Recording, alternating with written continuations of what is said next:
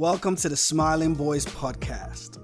This is a podcast that explores a public health approach to improving the mental health of Black boys while challenging the negative stereotypes often associated with this demographic in the society. This is a happiness research-informed podcast themed on the 8 pillars of happiness explored on my research trip to the top 5 happiest countries in the world. Now, isn't that cool? Welcome to another episode of the S.M.I.L.E-ing Boys Podcast. In today's episode, we are going to be exploring one of the 8 pillars of happiness, as always, and today is going to be the pillar of freedom. How does freedom link to our happiness, and what individual elements of that can we pinpoint to kind of zero into the concept a little bit more? As always, we're going to start with some excerpts around some of the research, and then we could play a series of clips from some young people to explore their personal experiences with the idea of freedom and or lack thereof. No people can be truly happy if they do not feel like they are choosing the course of their own life. So this is from the World Happiness Report 2012. A leading pioneer in happiness research, Van Hoven, believes that it is possible and should be a priority of the state to create a happier society. One of the ways is to ensure freedom so that people have the opportunity to choose the life that suits them best. So that's a very interesting recommendation to societies, but a very difficult one, as I'm sure you can imagine, in terms of trying to make that readily available as a concept to every single person in the society. As we know, inequality is super rife in the world that we live in that's based upon the capitalism structure. So freedom ensures that opportunities are not limited on the grounds of a person's race, sexuality, or gender. Yeah, that's an interesting one when we start to think about what structures and systems are in place to negate that. So just to kind of explore much further in terms of how that interplays in our research, I think when we start to think about, especially with this group of young people, when we start to think about the idea of freedom, how does that interplay in their everyday lives? Do they have freedom to choose what kind of subjects they do in the classroom? Do they have freedom to step out of their house and feel safe? Do they have freedom to go into a particular place and not feel like they are being watched, followed, or prejudged? Do they have the freedom to be themselves as young Black boys, exuberant, full of energy? All of these ideas, we start to think about how this interplays in the life that these young people have to navigate, and what kind of issues this could bring about in terms of mental health issues, also in terms of societal issues, criminal justice issues, and then we kind of explore that through some of these clips. So I'm going to play you these clips, and then we shall come back and delve much deeper. Freedom. No one telling you what to do, no restrictions, you can do what you want. There's no higher power that has control over you. Yeah. You have access to all your rights. You're not being denied of your rights, and yeah, you can just do what you want. Yeah? And do you feel like you're able to do that? Do you think you're free right now? I'm never free. Why not? I always have a priority, responsibility, something I have to look after. I've got places to go, there's things to do. Yeah, I have to make sure I'm doing my best and trying my best. I'm not free because I have responsibilities. I'm not free because I can't do what I want all the time. I'm not free because I have boundaries. I'm not free because I can't afford to be. What do you mean? I don't have enough money to be free. Do you think everyone that's rich is free? No, they always got something to do. Okay. I'm not free because people have authority over me. Something I don't like. Some people have higher power over me. And you can tell me what to do. I'd rather be my own person and make my own decisions. Yeah. But do you think because you're young, there has to be people that? Yeah, it makes more sense. Yeah. It makes sure I don't do the wrong thing. Right.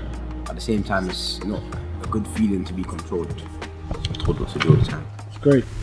I'm not free because of the area I live in. Certain things I can't do because it's too dangerous. I'm free because I get what I ask for, and most things in life are sorted for me. I'm not free because I can't be loud in a public place or have fun without being checked, and which I believe is because of the colour of my skin. And also is because all of the white employees in shops follow me around shops like as if I'm broke and I'm gonna steal.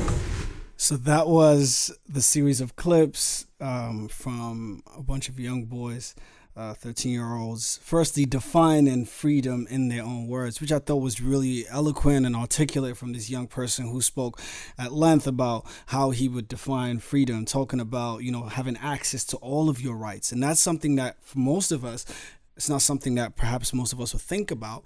But actually, in the context of young people thinking about just the simple things about having access to all your rights, so that the right to speak about your opinion, to talk about the fact that if a teacher tells you something, you just stand up and say, actually, no, that's not true. That's not me. That's not what you know. I don't agree with that, which should be something that we have the rights to. But actually, there are consequences which then affirm the idea that you are not free to speak about what you think, what you believe, if it's against my authority or against my rule. And also that falls back into how we are parented, because I know, to a certain degree, in the ways in which I speak of, the African community and the African household, when you talk about freedom of speech, that can happen outside of the house, but not when you're in the household. Your mom says this and you have an alternative opinion. That's not welcome until, because I guess you just can't challenge that, because that's seen as a challenge, to speak about what's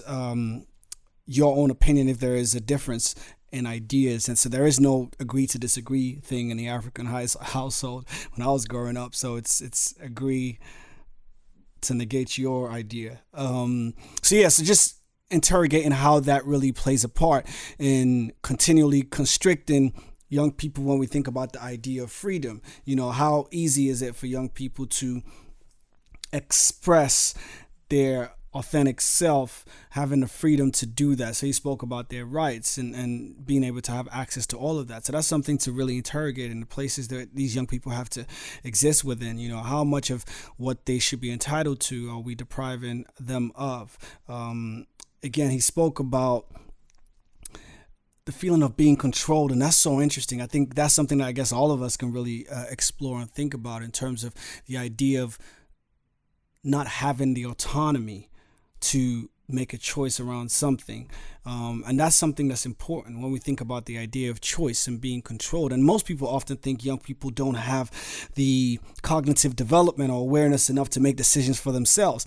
And I think there is a danger in that assumption, because obviously that's not true. We might have more experience in some things, which means that we might be able to trump them in the experience category, but actually doesn't mean that they don't have the capacity to think alternatively, to think progressively in some cases. So actually, advocating for young people to be given much more of a seriousness and respect in terms of opinions, in terms of having a valid voice on the table when it comes to putting things together. So it's always really interesting when we think about a lot of services and a lot of activities or whatever that are put together for young people, especially for particular needs. And actually, in most cases, those young people are not involved in the consultation, in the design process, because people make assumptions about what type of information they would bring or add to this consultation process, thinking that we can assume what they want, because actually they don't have the freedom or the choice to think, actually, I should be on this table to say what I think is what we need and what we should be, what you should be putting in place for us. So it's really interesting when we think about how freedom impacts the way that young people, and especially young boys, are being raised in the society, within the school environment specifically. When we think about what freedom looks like, the idea that in some cases, young people are given rules, and there is no freedom to debate what these rules are, to say, actually, why should we not walk on the left side of the stairs? If you walk on the left side of the stairs, you get detention. This is not something I just made up. This is a real thing. There's a school that I've been to that they have that rule. And actually, there are some young people that ask the question why, and the teachers don't have an answer, but they still keep walking on the left side, and then they keep getting detention. So it's really interesting when we start to think about, the idea of freedom and actually how that interplays in the micro universe that these young people live in, especially in institutions like the school and within the household, and how then that becomes something that they rebel against, because actually there's not a lot of full well-rounded discussions around why those things exist, which actually give these young people different context that allows them to understand and experience honestly why these rules exist. They're just told that this needs to happen and you're controlled, and if you don't do it, there's consequences.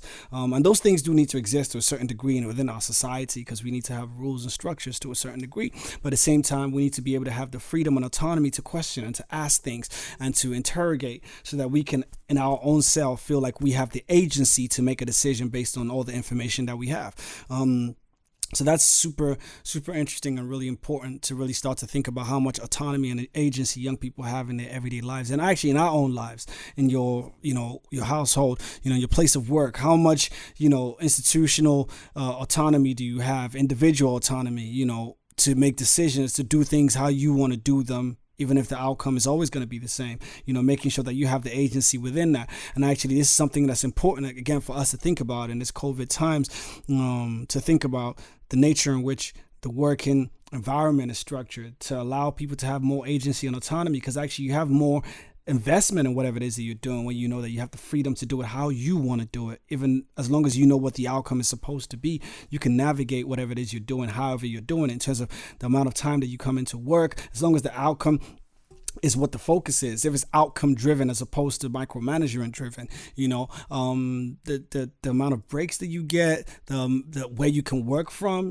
obviously now all of a sudden a lot of workplaces are still open and functioning and allowing their staff to work from home during the quarantine, but previously probably would have said that was not possible. So just really thinking about how we can start to make changes around how we engage with the idea of freedom on a personal level, but also societally as well. Another thing that he mentioned was the idea that, he didn't have freedom because he didn't have the money to be free. And I obviously proposed the question to him around, so you think everybody that has money is free? And that's often a conflation that we make about this idea, which there is some truth to a certain degree, that money does bring you some element of freedom for sure.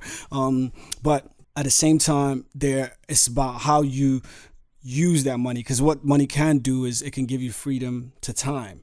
And obviously where people have to work endlessly to be able to pay the bills and put money on the table for the family and all sorts, if you had more money, you could cut down at work and have more time to do things. But it's not one shoe fits all rule that everybody that has money is free, because obviously within that there might be stringent responsibilities attached to that money, and therefore you don't have freedom to be yourself within a space. There's a lot of people, especially men and boys in some cases, that they are making a lot of money, often in environments that they don't have freedom to express themselves, so for example, obviously young people in some cases who are exploited through the gang stream, they are in environments where they might be making a lot of money, but they don't have freedom to be open and to be honest, to be able to share their fears or their anxieties or their love for whoever it is,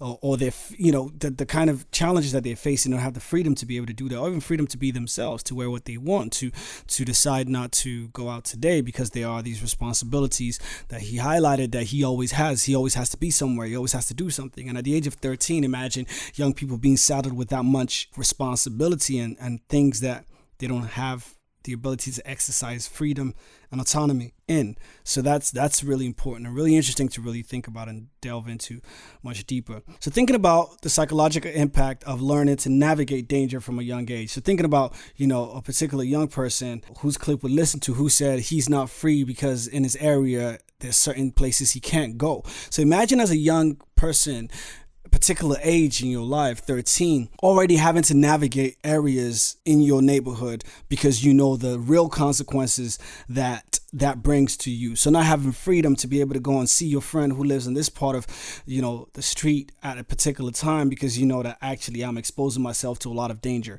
I don't have the freedom to do that. So the kind of psychological impact this has on a lot of young people is something I think is a lot of us often miss, because we just think they just know where they need to go and stay there. But actually, it's a very impacting thing for young people when they actually have to know what kinds of dangers they are exposed to by stepping just outside of this postcode or this bus stop. They know the kind of imminent dangers that belie them. So it's really, again, important to really start to think as a society, how do we keep young people safe? Because anecdotally, I'll give you an example. I was doing this project in a school which was in Battersea, and there's a lot of young people from particular council estates that go to this particular school.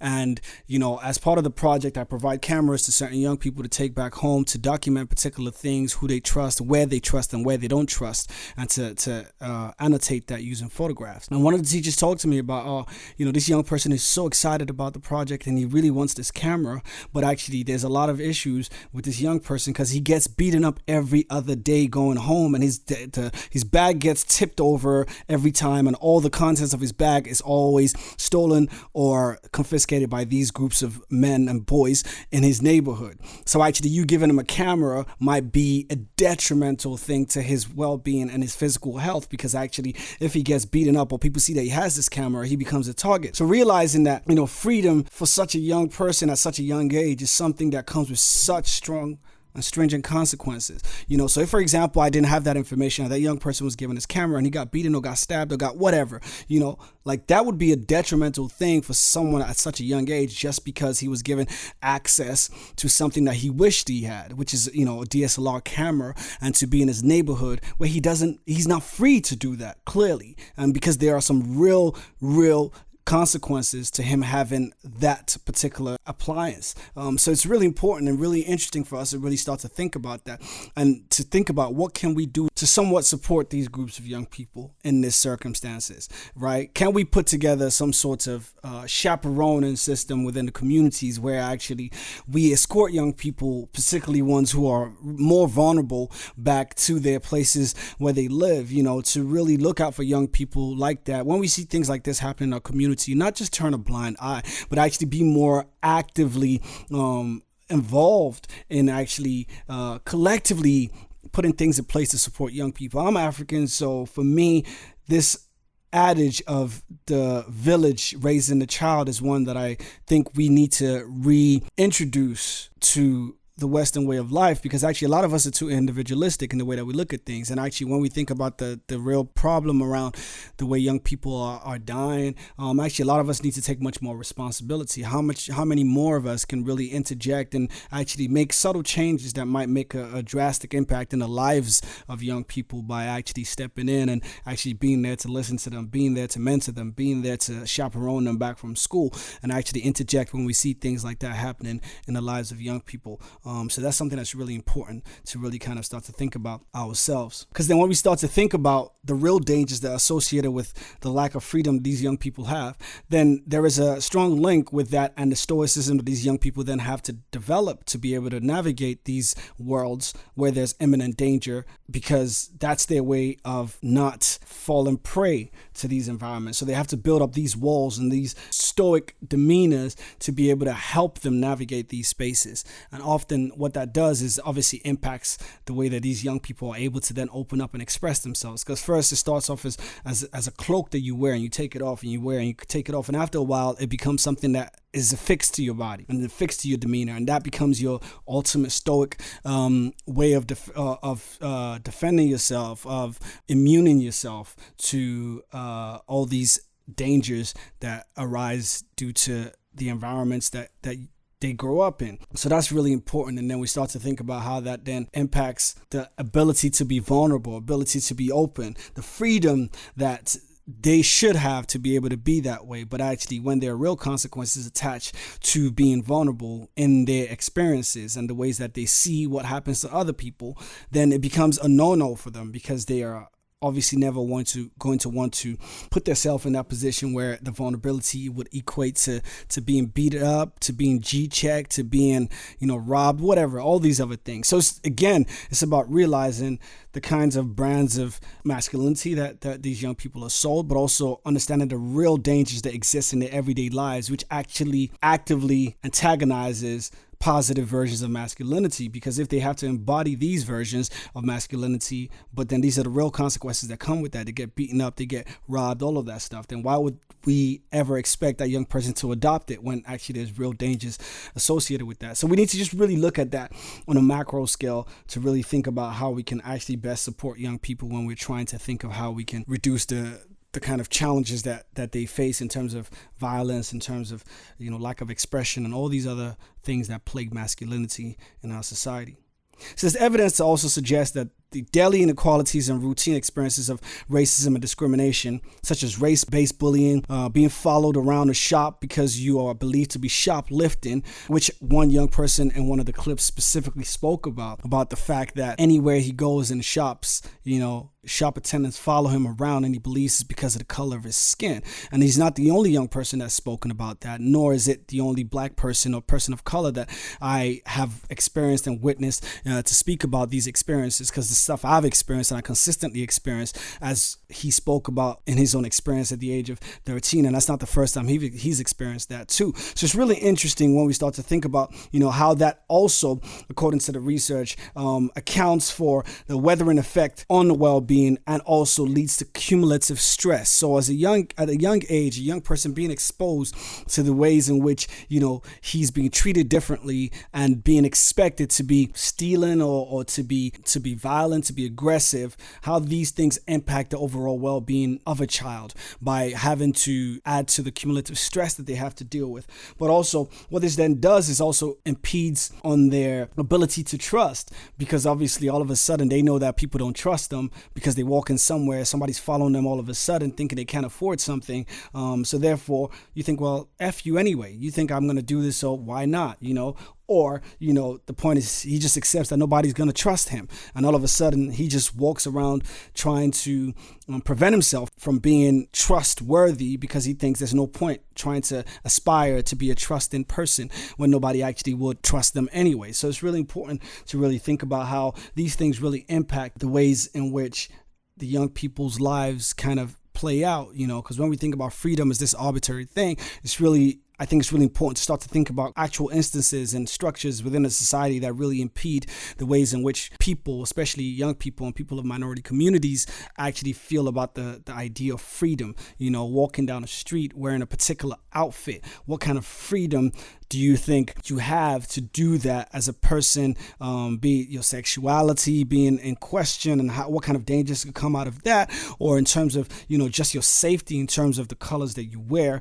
or just in terms of people assuming because you're wearing a tracksuit and you're wearing a hoodie, all these assumptions, perceptions, which are racially driven, how these things impact the idea of freedom, especially at such a young age. So that's something that I think is really important to really kind of start to think about on an individual level as well as on a societal level, because racial biases and the feeling of censoring that young boys then have to do is something that's is a result of that, because the freedom that they should have to be themselves, to be able to express openly, to be able to walk down the street with a group of friends, wearing what they like to wear, that becomes impeded because they have to think about the consequences that come of that. And all of a sudden they will fit a description that the police have, which then allows all of these young boys to be stopped consistently, to then be roughed up, to be consistent threats and suspects. All of these things are affixed to the lack of being able to be free in the environments that should be safe for them, the environments that should be equal for them and every other person that lives in that community. So it's really important, again,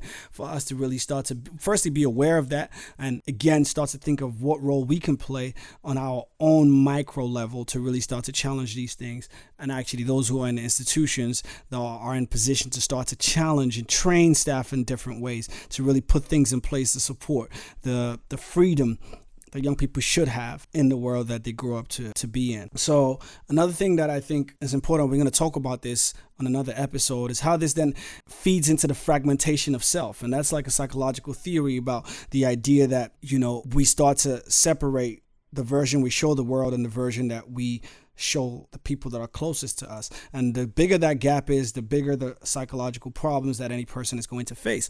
So I'm going to talk a little bit more about that in a different episode. And it's something that's super interesting when we talk about how that really starts to formulate based on lack of freedom, because young people are perhaps unable to show a version of themselves to a group of people in a place where they have to exist in, and then they keep that away from the version that they show the people that they care about and the people that know them and don't judge them.